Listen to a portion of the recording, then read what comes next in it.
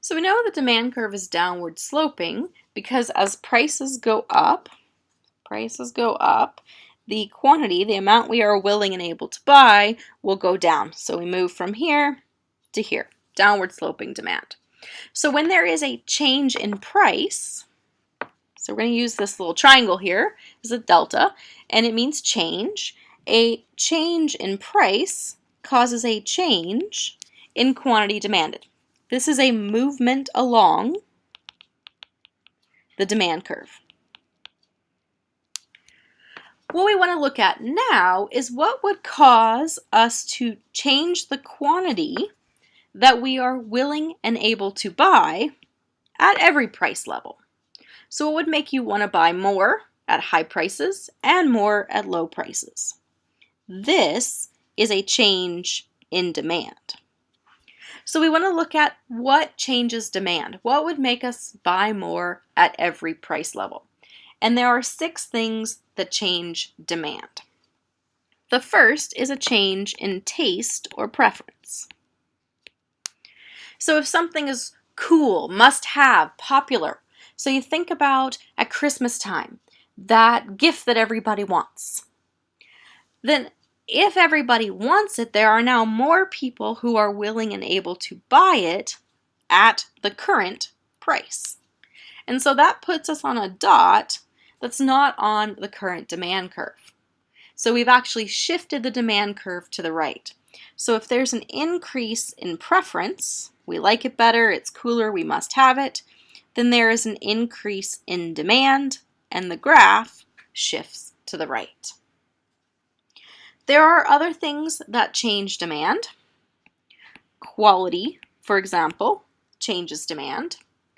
When they come out with a new and better version of a product, then more of us now are willing and able to buy it at the current price. So think about when a new product comes out.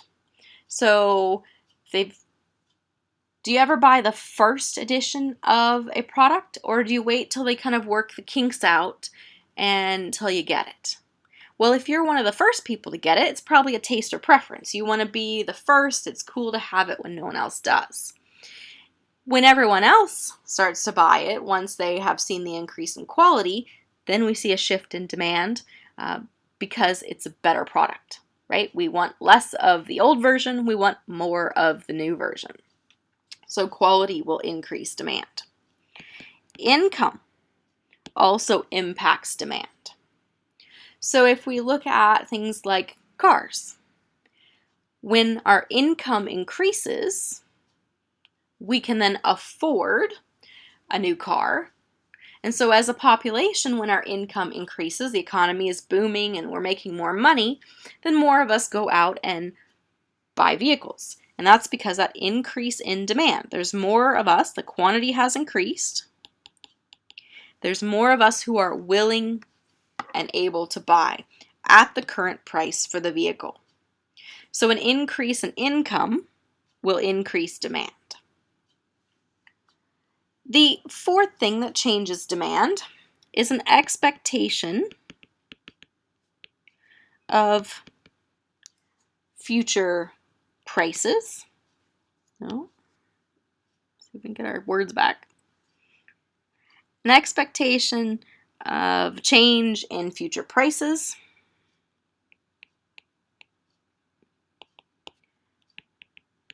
or income.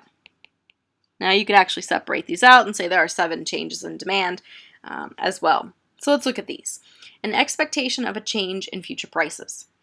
If you expect, so long weekend is coming, you are expecting gas prices to be higher for the holiday. What do you do today? You don't wait until the gas prices are higher. You stock up now. Well, what happens then is that there are now more of us. So here's demand. At the current price, let's say we're paying $1 a liter. At the current price, there's now more of us stocking up on gas. Well, that point is not on the demand curve, so we've actually shifted the demand curve to the right. We've increased demand. Well, what that actually does in the market, so here's the supply curve, we can add it in, is that more of us, so the quantity demanded, is more than the quantity supplied at the current price. Well, that means that there's a shortage, right? We're all stocking up on gas before the long weekend because we expect the prices to go up. And the fact that we're all getting gas, that creates a shortage of gas and actually drives the price up. So it's a bit of a self-fulfilling prophecy. Our increase in demand, because we expect prices to be higher, so we're stocking up, is what's driving the price up. Well, what about income? Well, if you're expecting a raise, let's suppose you're expecting next week to get a raise. What do you do this week? Well, most of us start spending like we already have the money, and so our demand for goods increases even before that paycheck arrives. So in terms of things that change demand, an increase in taste or preference makes demand go up. An increase in quality makes demand go up. For most goods, when your income increases, your demand increases. Now, this is not true of all goods. Mac and cheese, generics, whenever our income increases, we tend to demand less of those. Expectations of a change in prices, that'll change demand. Expectations of a change in income changes demand. If there is a change in the number of buyers. So if more people move into town, we expect more demand at places like Pizza Hut, right? Because there's now more customers willing and able to buy. So that would mean that at a specific price, there's now more willing and able to buy, and so we're shifting the demand curve to the right. The last thing that changes demand is a change in the price of substitutes or complements. Okay, so let's look at these. Let's give ourselves some room here. All right, so substitutes. We talked about substitutes just a moment ago. And when it comes to substitutes, we have two things that in our mind are similar. So let's suppose that we have two goods. Here's demand, here's supply. And let's look at Pepsi and generic. Okay.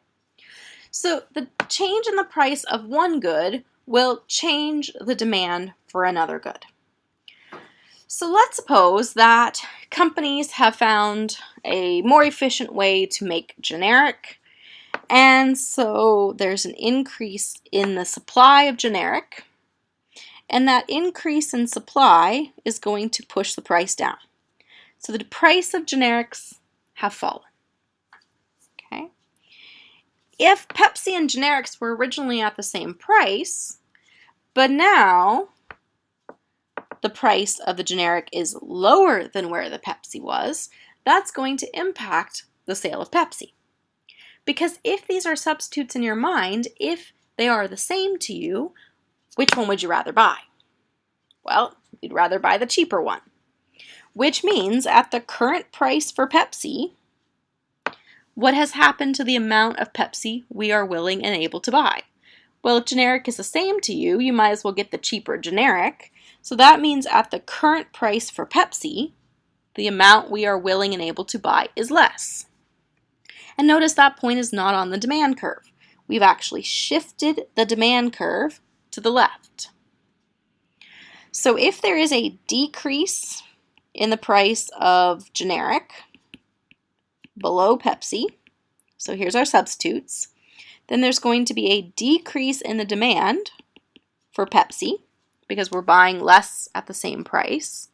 And that's going to put downward pressure on the price of Pepsi and cause the price of Pepsi to fall. So when two things are perfect substitutes, when they're the same, a decrease in the price of one will cause a decrease in the price of another. Why aren't generics in real life the same price as Pepsi? Well, there what we have is, are they truly substitutes? In the minds of people, are they really the same? If they're not truly the same, then we won't see the prices equal each other, but a decrease in the price of one below the other will have an impact. All right, what about complements? So when we talk about complements, so notice, oops, let's undo that. Let's create a new sheet here.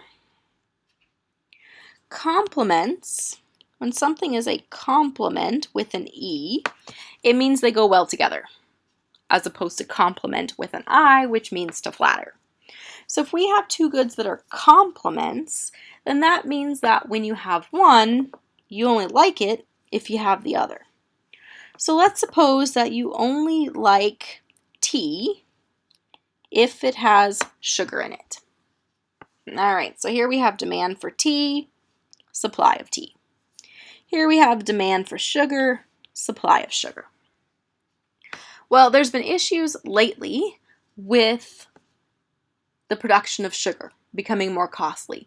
Fires, for example, have destroyed a lot of the crop, so that decreases the supply. And a decrease in supply means that at the current price, so here's where we were before, at the current price, customers want more than there is, which drives the price up to a new higher price. So let's assume there's an increase in the price of sugar. Well, you only like tea if it has sugar in it.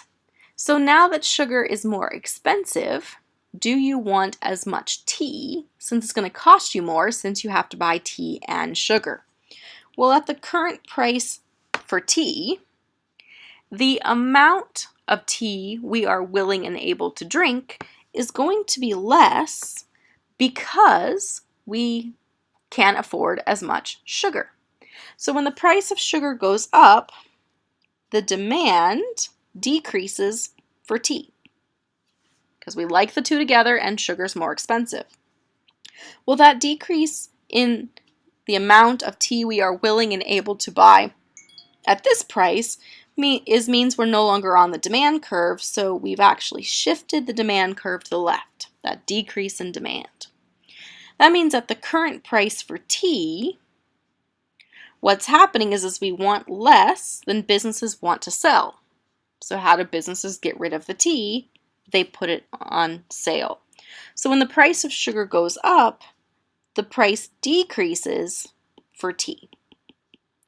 So prices of complements, when one goes up, the other goes down. Why? Because we like them together. If one's more expensive, you're not willing to buy as much of the other.